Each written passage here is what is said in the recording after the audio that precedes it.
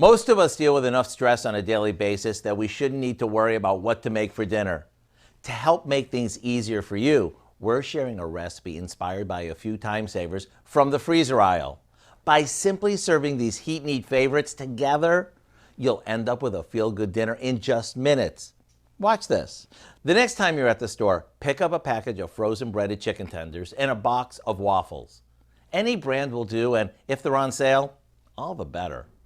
While these heat in the oven or in your air fryer, pop a few waffles into your toaster.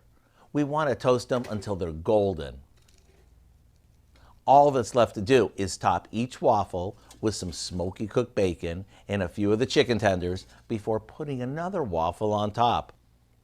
Now you tell me, when was making dinner ever this easy? At the table, put out some honey and maple syrup and let everyone drizzle on their favorites. Everyone who tries this is going to love this tasty combo of flavors. To get the recipe for our bacon and fried chicken Wafflewich, check out our website. I know you'll be glad you did. I love chicken and waffles. I'm Howard with Kelly in the Mr. Food Test Kitchen, where today we discovered a waffly good way for you to say, ooh, it's so good. Open up wide.